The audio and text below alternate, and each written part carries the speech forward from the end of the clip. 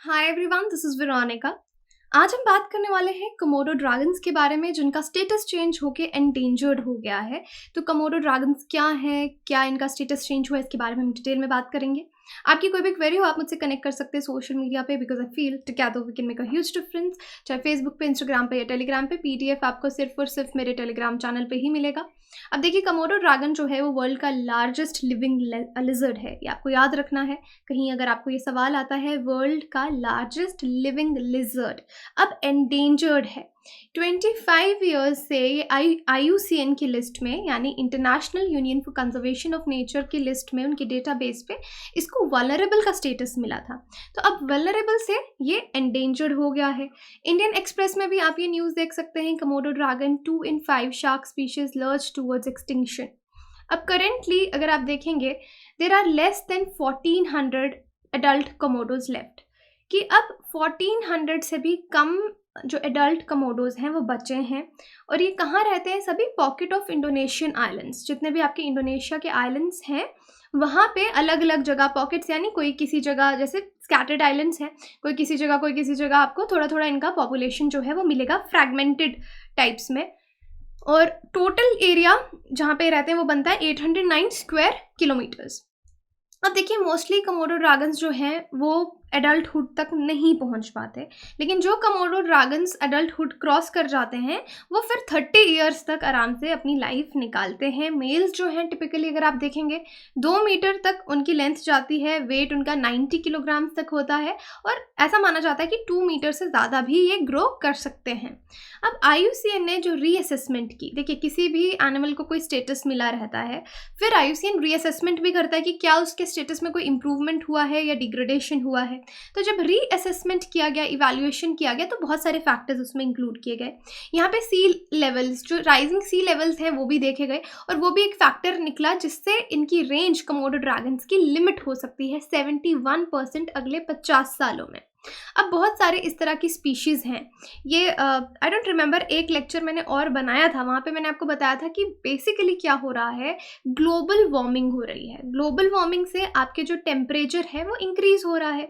Suppose एक जानवर है, वो एक पर्टिकुलर एलिवेशन पे रहता है। सपोज हम लद्दाख की बात कर लें कि लद्दाख में या जम्मू कश्मीर में हाई ऑल्टीट्यूड है, वहाँ पे कुछ एनिमल्स रहते हैं, लेकिन अब टेम्परेचर इंक्रीज़ हो रहा है। उनको आदत है कि एटलीस्ट अगर कुछ लद्दाख में है 2 डिग्री या -डिग्री के टेम्परेचर में रहने की, लेकिन अब टेम्परेचर इंक्रीज़ हो रहा है। वो एनिमल क्या करेगा? थोड़े और हाइट पे जाएगा जहाँ पे टेम्परेचर कम है, क्योंकि उसको तो एक पर्टिकुलर टेम्परेचर पे रहने की आदत है। अब ग्लोबल वार्मिंग हो रही है, टेम्परेचर इंक्रीज़ हो रहा है, तो उसको वहाँ पे सूटेबल नहीं लग रहा, तो इतनी जल्दी अडेप्टेशन में भी टाइम लगता है, तो वो थोड़ा ऊपर मूव करेंगे। तो एनिमल्स क्या हो रहे हैं, जो हायर इन एलिवेशन, यानी अपने टेम्परेचर को सूट करने के लिए हाई ऑन एलिवेशन मूव करते जा रहे हैं, और उससे स्पेस डिक्रीज हो रही है। स्पेस डिक्रीज होने से क्या मतलब है कि सपोज अलग अलग लेवल्स हैं, ठीक है, अलग अलग एलिवेशन लेवल है, कुछ एनिमल्स यहाँ पाए जाते हैं, कुछ यहाँ, लेकिन अब ये एनिमल जो यहाँ पाया जाता है, यहाँ पे ऑलरेडी कुछ और एनिमल्स रहते हैं, राइट। तो अब ये एनिमल ग्लोबल वार्मिंग की वजह से ऊपर जाएगा, यहाँ पे होगा तो स्पेस कम होगी, क्योंकि यहाँ पे ऑलरेडी बहुत सारे एनिमल्स हैं उस इकोसिस्टम में, उस हैबिटेट में ऑलरेडी एनिमल्स हैं जिनका खाना, जिनकी चेन्स वहाँ पे सेट हैं। अब ये एनिमल्स यहाँ पे जाएंगे तो कंपटीशन उनके बीच में इंक्रीज हो जाएगा, किसी ना किसी की पॉपुलेशन कम होगी और इकोसिस्टम पे उसका एक बुरा असर पड़ेगा। अभी देखिए, यहाँ पे मैं आपको एग्जांपल देती हूँ, ब्राम्बल के मेलम्स। ये एक आइलैंड पे आप देखेंगे ऑस्ट्रेलिया में पाए जाते थे, और इनको 2016 में डिक्लेयर कर दिया कि एक्सटिंक्ट हो चुके हैं, अब ये नहीं पाए जाते। सबसे लास्ट इनको 2009 में देखा गया था। ये एक रॉडेंट है, जिस तरह से आप चूहा देखते हैं उस तरह का एक रॉडेंट है, और ऐसा माना जाता है कि उस आइलैंड पे बहुत ज़्यादा फ्लडिंग, बहुत ज़्यादा बाढ़ आती थी, उस वजह से इसका हैबिटेट पूरी तरह से डिस्ट्रॉय हो गया, और कुछ इंडिविजुअल्स डूब भी गए और इसकी पॉपुलेशन ख़त्म हो गई। और इसको फर्स्ट मैमल कहा जाता है जो एक्सटिंक्ट हो गया। किस वजह से? ह्यूमन इंड्यूस्ड क्लाइमेट चेंज की वजह से, कि ह्यूमंस जो रिस्पॉन्सिबल हैं क्लाइमेट चेंज के लिए, उससे ये मैमल एक्सटिंक्ट हुआ है। इसका नाम याद रखिए, ब्राम्बल के, ओके, रॉडेंट है। अब इसी तरह से कोमोडो ड्रैगन पे जो स्टडी चल रही है, बहुत सारे और ऑर्गेनिजम्स हैं जो इनहैबिट करते हैं कोमोडो ड्रैगन को। इसका क्या मतलब है, किसी ना किसी रिलेशनशिप पे चलते रहते हैं। जैसे आप देखते हैं बॉफलो के ऊपर कोई ना कोई जो बर्ड्स होंगे, इंसेक्ट्स होंगे, उस पे फीड करेंगे। एक म्यूचुअल रिलेशनशिप एनिमल्स के बीच में रहता है। इसी तरह से बहुत सारे माइक्रोब्स, इंसेक्ट्स जो हैं वो इनहैबिट करते हैं कोमोडो ड्रैगन को, और हो सकता है बहुत सारे हों जिनके बारे में हम नहीं भी जानते। अब ड्रैगन की ये जो मूवमेंट है वो होगा तो उससे उन बर्ड्स को या उन इंसेक्ट्स को भी फ़र्क पड़ेगा। और जैसे जैसे ये कोमोडो ड्रैगन है, इसका हैबिटेट गुमता जा रहा है, ख़त्म होता जा रहा है, तो आप ये समझ सकते हैं कि जो भी उस हैबिटेट में रहते हैं, अगर एक एनिमल भी मूव कर जाए तो पूरा जो चेन है, फूड चेन है, या जो पूरा इकोसिस्टम का इंटरकनेक्टिंग आपके इंटरलिंक्स हैं, वो डिस्टर्ब हो जाते हैं और उनको समझना बहुत मुश्किल हो जाता है। अब कोमोडो ड्रैगन्स नेटिव कहाँ के हैं, कहाँ पे सबसे ज़्यादा पाए जाते हैं? इंडोनेशिया में। और इंडोनेशिया में कहाँ पे? कंट्री का कोमोडो नेशनल पार्क है। ये एक UNESCO identified recognised world heritage site भी है, और यहाँ पे कोमोडो ड्रैगन आपको यूजुअली मिलेंगे। बाकी मैंने कहा था कि अलग अलग पॉकेट्स में भी पाए जाते हैं, जैसे कि ये कोमोडो ड्रैगन्स यहाँ पे आपको पाए जाएंगे। पडार आइलैंड्स हैं आपके, रिंका आइलैंड है, तो अलग अलग जगह मिलेंगे।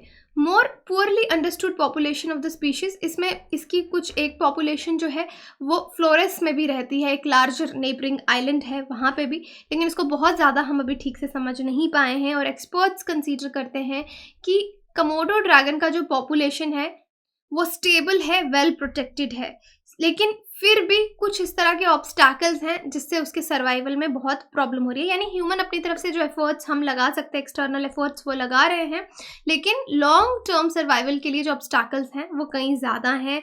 स्पेशली वो कौन से एफर्ट्स हों, कौन सी प्रॉब्लम्स होंगी, ऑब्स्टैकल्स? इन्वायरमेंटल चेंजेस की यहाँ पे बात की जा रही है कि इन्वायरमेंटल चेंजेस इस तरीके से हो रहे हैं कि इसके हैबिटेट को फ़र्क पड़ रहा है। थ्रेट्स भी बहुत हैं, इसकी इलीगल हंटिंग की जाती है, और हैबिटेट वाला तो मैं आपको एग्जांपल दे चुकी हूँ।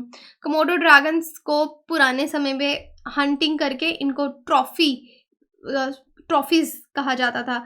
लोग इनको गेम्स चलती थी हंटिंग की, और इनके स्किन के लिए इनको मारा जाता है। तो इलीगल हंटिंग, पोचिंग इस एनिमल की होती है। साइंटिफिक नेम देखेंगे तो वारेनस कोमोडियोएंसिस। कोमोडो ड्रैगन्स जो हैं लार्जेस्ट और हेवीएस्ट लिजर्ड्स हैं अर्थ पे, ये याद रखिए, एक फैक्ट है इनके बारे में। लॉन्ग फ्लैट हेड्स हैं, राउंड आइज हैं, स्केली स्किन है, जिस तरह से मोस्टली रेप्टाइल्स की स्केली स्किन होती है। मस्कुलर टेल्स हैं, तो काफ़ी हैवी एनिमल है ये। इसके लॉन्ग क्लॉज भी होते हैं, मस्कुलर टेल है, और इनकी विजन जो है, आईसाइट अगर आप देखेंगे बहुत बेहतर होती है। ये ऑब्जेक्ट्स बहुत दूर तक 985 मीटर तक देख सकते हैं। कोमोडो ड्रैगन्स कुछ भी खा लेते हैं, invertebrates, birds, mammals, deer, pigs, even कि वाटर बॉफलो, उसको भी ये खा जाते हैं। तो they can eat almost anything. और वेनोमस बाइट, अब जैसे किस तरह से शिकार करते हैं, अगर किसी को बाइट करते हैं, किसी एनिमल को, तो जो इनके टॉक्सिन्स हैं, इनकी वेनोमस बाइट होती है, उसमें काफ़ी जहर होता है, टॉक्सिन्स होते हैं जो उनकी ब्लड क्लॉटिंग को इनहिबिट कर देते हैं। इस तरीके से अपना शिकार करते हैं। अब आपके लिए सवाल है यहाँ पे, consider the following statements about Komodo dragon. The scientific name of Komodo dragon is Varanus komodoensis. Komodoensis. Komodo dragon are native to Indonesia. तो आप मुझे कमेंट सेक्शन में बता सकते हैं सही आंसर क्या है। बाकी टेलीग्राम ग्रुप पे पोल होगा, वहाँ पे पार्टिसिपेट ज़रूर कीजिए, पीडीएफ भी आपको वहीं मिलेगा। बाकी आप हमारी वेबसाइट विजिट कर सकते हैं, एप्लीकेशन डाउनलोड कर सकते हैं कोर्सेज की जानकारी के लिए। Thank you so much.